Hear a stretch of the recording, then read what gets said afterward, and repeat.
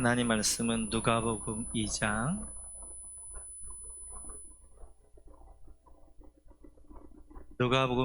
8절에서 14절까지 우리 같이 한 목소리 읽겠습니다. 그 지역의 목자들이 밤에 밖에서 자기 양떼를 지키더니 주의 사자가 곁에 서고 주의 영광이 그들을 두루 비추매 크게 무서워하는지라. 천사가 이르되 무서워하지 말라. 보라, 내가 온 백성에게 미칠 큰 기쁨의 좋은 소식을 너희에게 전하노라. 오늘 다윗의 동네에 너희를 위하여 구주가 나셨으니 곧 그리스도 주시니라.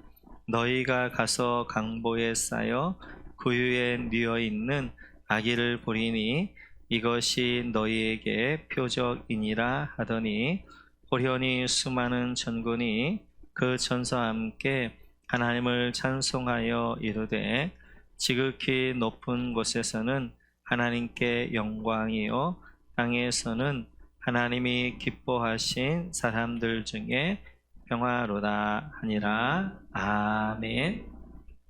혹시 어르신들 가운데 제가 이제 TV로 다 연결이 되어지거든요. 그래서 핸드폰으로밖에 볼 수 없는 분들은 저희 연락해 주시면 우리 교육자들이 가서 TV로 보실 수 있도록 그렇게 해드리도록 하겠습니다. 오늘은 우리 주님 이 땅에 오신 성탄절이고 주님의 오심을 기념하는 날이 되어지는데요. 오늘은 베들레헴이 있었던 동굴 우리에 대하여서 같이 한번 살펴보도록 그렇게 하겠습니다. 가이사 아구스토가 천하에 명을 내리죠. 호적하러. 그래서 요셉은 다윗의 자손이었기 때문에 자기의 본 고장인 베들레헴에 오게 되어지고요. 이때 마리아와 함께 오게 되어집니다. 그래서 마리아는 이제 이미 만삭이 되어져서 베들레헴에서 아기를 낳게 되어지는데, 이 아기가 바로 우리 예수님이 되어지지요. 먼저 볼 것은 왜 예수님은 베들레헴에 태어나셔야 했느냐 하는 것이지요. 우리가 여러 번 살펴보았던 것처럼 베들레헴이 가지고 있는 그 뜻의 의미가 우리 예수님이 오시게 되어져 있습니다. 베들레헴이란 것은 베트, 집이란 뜻이고요. 레헴은 떡, 그 다음에 빵 이런 뜻입니다. 베틀레헴은 이제 떡집, 빵집 이런 의미가 되어져요. 우리 예수님 이 땅에 오셔서 요한복음 6장을 보면 이렇게 말씀하십니다. 같이 한번 읽죠. 시작. 예수께서 이르시되 나는 생명의 떡이니 내게로 오는 자는 결코 줄이지 아니할 터이요 나를 믿는 자는 영원히 목마르지 아니하리라. 아멘. 예수님이 자신을 가리켜서 나는 생명의 떡이다 이렇게 말씀하셨습니다. 그래서 나를 먹는 자는 결코 줄이지 않을 것이고 목마르지 아니할 것이다 라고 말씀하셨습니다. 이렇듯이 생명의 떡이신 우리 예수님께서 오셔야 될 것이 바로 떡집인 베들레헴이 되어집니다. 그래서 우리는 영과 육으로 되어져 있는데요. 우리 육은 이제 육신의 밥을 먹는다면 우리의 영은 영적인 양식, 바로 생명의 떡 되어지시는 예수님을 먹는 것입니다. 그래서 생명의 떡으로 예수님이 이제 이 땅에 오셨고요. 뿐만 아니라 12절에 보게 되어지면 이렇게 말씀하십니다. 같이 한번 읽죠. 너희가 가서 강보에 쌓여 구유에 뉘어 있는 아기를 보리니 이것이 너희에게 표적이니라 하다니. 이제 이때 베들레헴 들판에서 목자들이 양을 치고 있는데 한 천사가 와서 이제 메시아 나심을 이야기합니다. 그러면서 메시아에 대한 표적을 뭐라고 이야기하고 있냐면, 너희가 가서 한 아기를 볼 터인데 강보에 쌓여 있을 것이고 구유, 바로 이제 이런 짐승의 먹이통 위에 뉘어 있는 아기를 보면 이분이 바로 이제 너희에게 약속한 메시아다. 이것이 표적이다. 이렇게 이제 천사가 말씀하게 되어집니다. 이제 베들레헴에 가보시면 두 개의 중요한 교회가 있습니다. 하나는 예수님의 탄생교회가 있게 되어지고요. 또 하나는 베들레헴에 이제 목자 들판 교회가 있습니다. 그래서 예수님 탄생교회에는 이제 동방박사대 별이 멈췄다고 그래서 그 자리에다가 별을 만들어 놓고 아주 크게 이제 지었는 데 있는데, 여기보다는 훨씬 더 은혜가 되어졌던 것이 조금 더 지나가면 이제 목자 들판 교회가 있어요. 여기가 이제 진짜 이제 중요한 곳이 되어지는데요. 보게 되어지면 이 목자 들판 교회는 그 베들레헴의 푸른 초장이 있게 되어지고 이제 거기에 동굴들이 많이 있습니다. 그 동굴들 옆에 이제 목자 들판 교회라고 이제 지었는데요. 유대 나라는 이렇게 합니다. 같이 한번 볼까요? 이제 이렇게 베들레헴 그 들판에 보게 되어지면 이런 동굴들이 좀 이렇게 있어요. 그 동굴들이 있는데 이 동굴들의 사용 용도가 어디냐면 이런 거지요. 이제 그 양들을 밖에 치다가 밤이 되어지면 이 양들을 전부 다 우리에 넣습니다.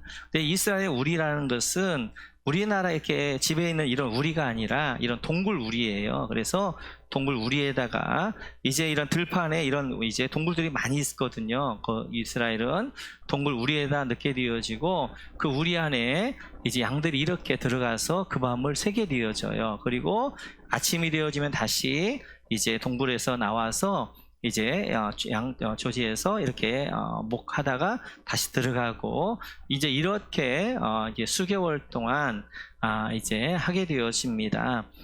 그래서 저희가 갔을 때 이제 넘겨줘 보시겠어요? 이제 여기에다가 이제 그 들판 목자 들판 교회 가면 그 밑에 이제 큰 동굴이 있는데 그 동굴에다가 우리 예수님 오심을 이렇게 기념하고 성탄절마다 여기다가 이제 추를 만들어 놓고 이렇게 하고 있습니다. 그 다음 보시면 지금 여기가 베들레헴 들판이에요. 그래서 이 목초지가 이제 있게 되어지고 그 위쪽에 지금 저희 쪽에 제가 지금 찍었는데 그 위쪽에 보게 되어지면 거기에 이제 막 동굴들이 있습니다. 그래서 이 베들레헴 들판은 예루살렘에서부터 한 4km밖에 되어지 않기 때문에 예루살렘에 이제 양들을 공급하는데 어디서 키우냐? 여기서 키워요. 여기서 양과 염소들을 키웠다가 이 양과 염소들을 예루살렘에서 이제 제단에 들게 되어지는데요. 거기에 보게 되어지면 이런 동굴들이 있습니다. 이렇게 동굴들이 있게 되어지고 이 동굴들이 이제 양과 염소들의 우리로 그렇게 사용하게 되어져요. 뿐만 아니라 보시면 거기에 이제 그 동굴들의 지금 이제 예수 모심을 이제 오셨다 그래서 거기다가 제단을 만들어 놓고 예배할 수 있는 공간들도 좀 있고 이렇게 되어져 있습니다. 이렇듯이 우리가 이제 예수님의 이제 말구의 오심 이렇게 하면 자꾸 우리가 서양적인 개념에서 말구유하라고 했는데 말구유는 아니죠. 왜냐하면 이스라엘에는 말이 아니라 하나님 앞에 제단을 드렸던 것은 소와 양과 염소 비둘기였기 때문에 아마 양과 염소들의 우리였을 거예요. 이 우리에 이제 예수님께서 이제 그 베들레헴에 계실 곳이 없었기 때문에 그 추위를 피하고 그래야 되기 때문에 이제 우리에 가 계셨는데 아마 이런 우리 아니었을까? 요즘 학자들이 많이 이렇게 이야기하게 되어집니다. 그렇다면 예수님께서는 베들레헴에 이런 동굴로 되어진 우리에 오셨는가 하는 것들을 오늘은 같이 한번 살펴보려고 그래요. 여러분 보시다시피 동굴은 창문 하나 없는 이제 밤이 되어지면 칠흑과 같은 어둠으로 가득한 곳이 동굴입니다. 또한 이 동굴에서는 이제 수일 동안 양들이 이제 머물면서 배설하고 하기 때문에 창문도 없고 이래서 아주 냄새가 역겨울 정도 나게 되어져요. 이 칠흑과 같은 어둠의 곳, 역겨운 냄새 나는 이곳에 우리 하나님 되신 우리 예수님이 그곳에 이제 나시게 되어졌던 것을 볼 수 있어요. 그 동굴을 통하여서 우리에게 주시는 메시지가 있는데 첫 번째는 이 동굴은 칠흑과 같은 어둠 가운데 있었던 동굴이었다는 거지요. 그래서 빛 하나 들어오지 않는 그런 어둠 가운데 있었던 이 동굴, 이 동굴에 바로 빛 되신 주님이 임하게 되어지는 거예요. 예수님께서 요한복음 12장을 보면, 이 8장을 보면 이렇게 말씀하십니다. 같이 읽죠. 시작. 예수께서 다시 그들에게 말씀하셨다. 나는 세상의 빛이다. 나를 따르는 사람은 어둠 속에 다니지 않고 생명의 빛을 얻을 것이다. 예수님 스스로 말씀하시기를 나는 세상의 빛이다 라고 말씀하셨어요. 빛된 주님이 어디 오셔야 되느냐? 어둠 가운데 오셔야 됩니다. 어둠 가운데 오셔서 그 어둠을 밝게 하시는 것이 예수님이 되어져요. 그래서 예수님의 오심을 예언하고 있는 이사야서 9장에서는 이렇게 이야기합니다. 같이 읽죠. 시작. 전에 고통받던 자들에게는 흑암이 없으리로다. 옛적에는 여호와께서 스불론 땅과 납달리 땅이 멸시를 당하게 하셨더니 후에는 해변길과 요단 저쪽 이방의 갈릴리를 영화롭게 하셨느니라. 흑암에 행하던 백성이 큰 빛을 보고 사망의 그늘진 땅에 거주하던 자에게 빛이 도다. 아멘. 스불론 땅과 납달리 땅, 갈릴리를 이야기하거든요. 이 갈릴리가 이제는 흑암 가운데 있었다는 거예요. 그 땅이 사망의 그늘진 땅이었다는 거예요. 그런데 그 갈릴리에 예수님이 오셔서 흑암에 행하던 백성의 빛을 비춰주셨고 사망의 그늘진 땅에 빛을 비춰주셨다라고 말씀하게 되어져요. 이렇듯이 이 땅은 어둠 가운데 있었습니다. 죄악의 참혹한 흑암 가운데 있었어요. 그런 이 땅에 예수님이 오셔서 빛으로 이 땅을 비춰주시고 밝게 하신 것이 예수님이 이 땅에 오심의 목적이 되어집니다. 이 칠흑과 같은 어둠의 동굴이 누구냐? 이 동굴이 바로 여러분과 제가 되어져요. 우리는 죄 가운데에서 어둠 가운데 살았던 백성입니다. 어둠 가운데 어디로 가야 될지도 모르게 되어지고 멸망을 향해 가고 있던 그런 우리들이었어요. 그런 우리들에게 빛된 주님이 오셔서 빛으로 하나님의 나를 보여주시게 되어지고 우리 갈 바를 알려주시게 되어진 것들을 볼 수 있어요. 바로 이 동굴이 바로 칠흑같이 어둠의 동굴이 바로 우리 자신이었다는 거예요. 우리 자신이 이런 어둠 가운데 예수님이 오시게 되어진 것입니다. 두 번째로는 이 동굴은 역겨운 냄새가 나는 동굴이에요. 많은 이제 양과 염소들이 배설하게 되어지고 그것이 이제 막 엉키게 되어지고 창문도 없으니까 냄새도 안 나가고 온갖 역겨운 냄새들이 가득했던 곳이 이 동굴입니다. 마찬가지. 우리 모두도 이 동굴과 같이 죄악의 역겨운 냄새로 가득했어요. 그래서 바울 사도는 로마서에서 이렇게 이야기합니다. 같이 읽죠. 시작.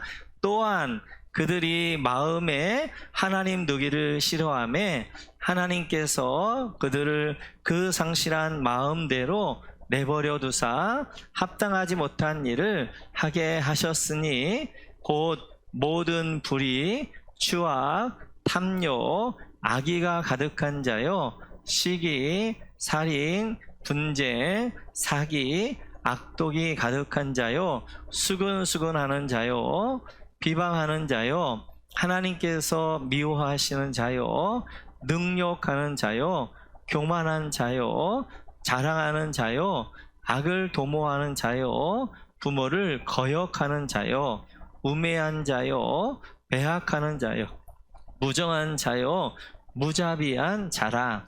그들이 이 같은 일을 행하는 자는 사형에 해당한다고 하나님께서 정하심을 알고도 자기들만 행할 뿐 아니라 또한 그런 일을 행하는 자들을 옳다 하느니라. 온 세상이 죄의 역겨운 냄새로 가득하게 되어져. 하나님이 그들이 마음에 하나님 되기를 싫어합니다. 그래서 하나님께 그들을 상실한 마음대로 내버려 두시는 거예요. 그랬더니 29절에 보니까 불의, 추악, 탐욕, 악의, 살인, 분쟁 이런 모든 것들이 우리 안에서 가득하게 되어져서 이것들이 이제 우리 안에서 역겨운 냄새를 하게 되어지는 그러한 우리 존재였단 말이에요. 이 땅이 그랬고 우리가 그랬습니다. 이 역겨운 냄새로 가득했던 이 동굴이 바로 이 땅이고, 이 동굴이 바로 우리 자신이란 말이에요. 그런 이제 역겨운 냄새나는 죄악으로 가득했던 우리를 하나님은 변화시켜 주시는 거예요. 피트니 주님이 오신 거예요. 그래서 그 변화를 바울 사도는 이렇게 이야기합니다. 같이 읽죠. 시작. 누구든지 그리스도 안에 있으면 그는 새로운 피조물입니다.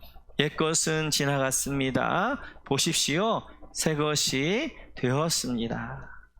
네, 이제 옛것, 이제 역겨운 냄새가 나게 되어지고 온갖 죄악으로 가득한 우리 옛자, 옛모습, 이것은 이제 이 동굴에 주님 오심으로 말미암아 이제 이거 사라졌고 우리를 새로운 피조물로, 새로운 창조물로, 새롭게 하나님의 자녀로 만들어 주셨다라고 말씀하게 되어져요.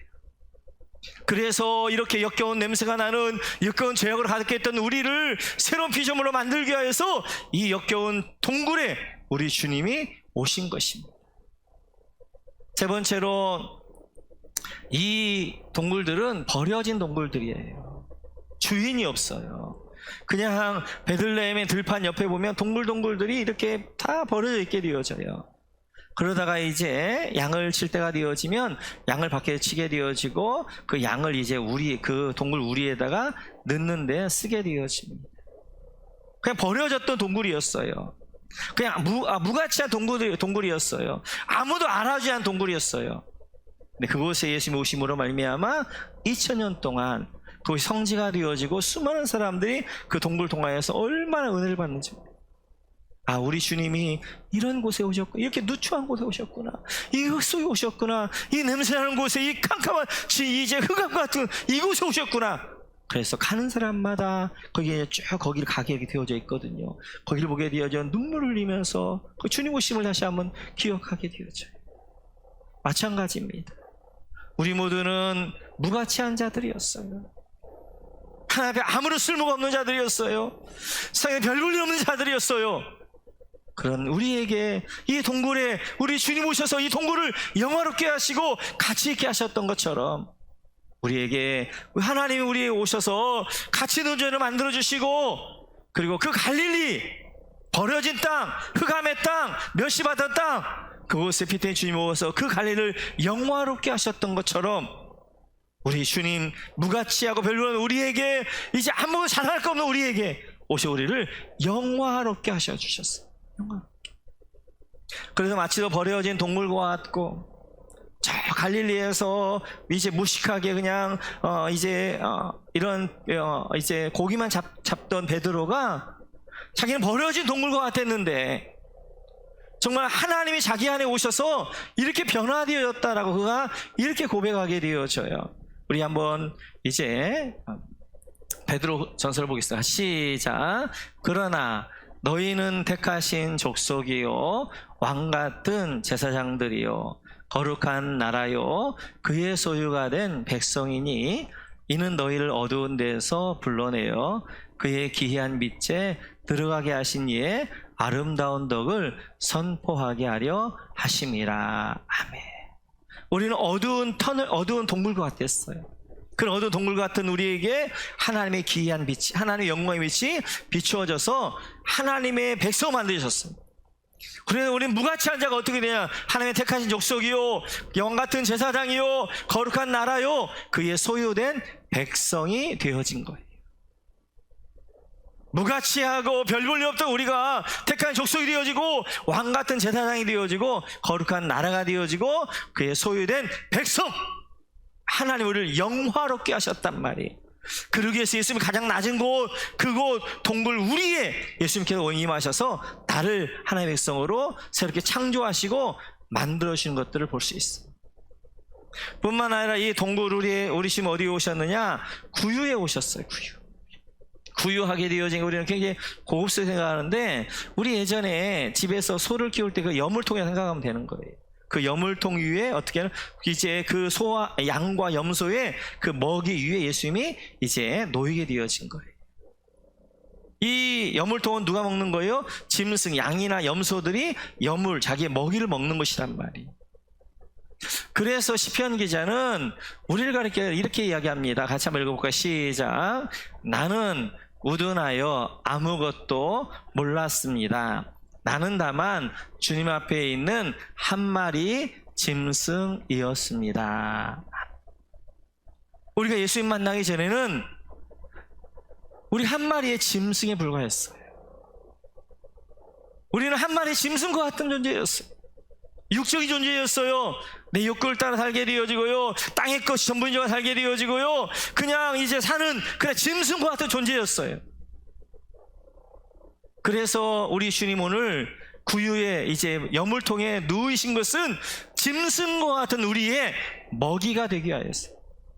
이 이제 우물통 위에 우리 예수님 누우신 거예요. 그래 예수님께서 요한복음에 보면 이렇게 말씀하십니다. 같이 한번 읽죠. 시작. 내 살을 먹고 내 피를 마시는 자는 영생을 가졌고 마지막 날에 내가 그를 다시 살리리니 내 살은 참된 양식이요 내 피는 참된 음료로다. 아멘.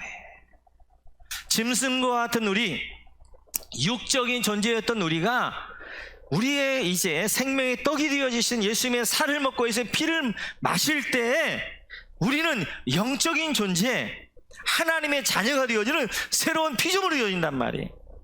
그래서 우리 예수님 이제 이 구유에 이렇게 오시게 되었던 것들을 볼 수 있어요.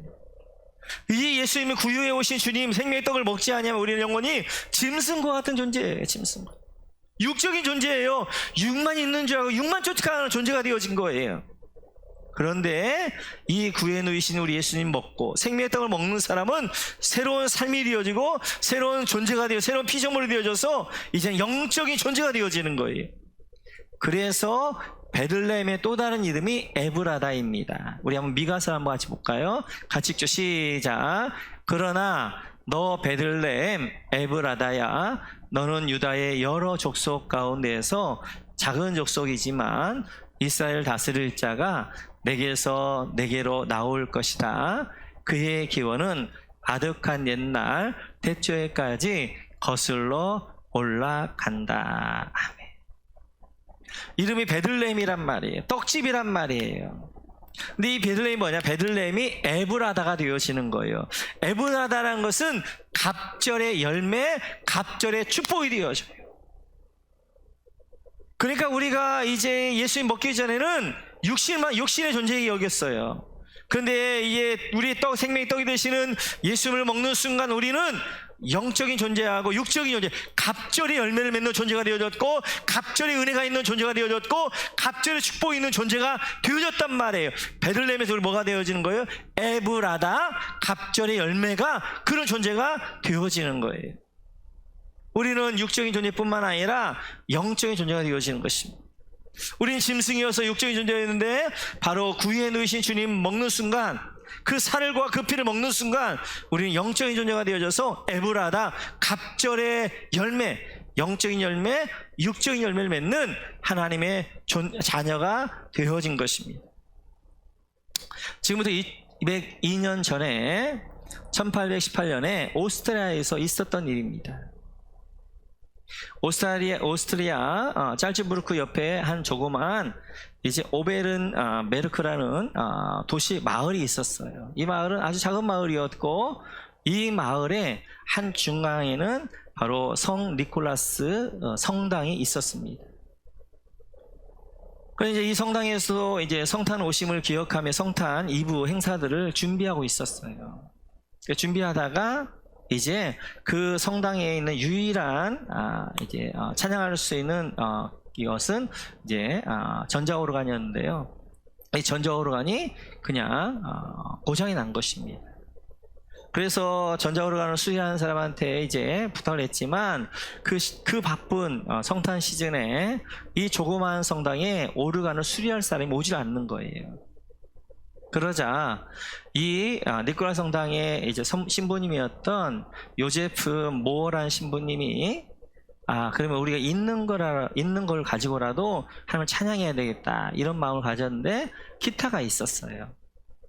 그래서 기타를 가지고 하나님을 어떻게 찬양할까 하다가 내가 새로운 곡을 하나 만들고 싶다 이제 이런 마음으로 그 책상에 앉았습니다. 그 하나님, 우리가 지금 오르간이 고장이 나가지고 그다음 웅장했던 이런 찬양들 앞에 들을 수 없는데 하나님, 하나님을 찬양하고 싶습니다 라고 기도하면서 깊이 묵상하는 가운데 그 하나에 딱 떠오르는 장면이 있었어요. 그것이 바로 베들레헴 동굴 안에 이제 우리 예수님이 오시고 그 부모들이 이렇게 있는 모습들을 이제 그 환상 가운데 보게 되어집니다. 그러면서 그가 시를 쓰기 시작해요. 고요한 밤, 거룩한 밤, 어둠에 묻힌 밤, 주의 부모 앉아서 감사 기도 드리네.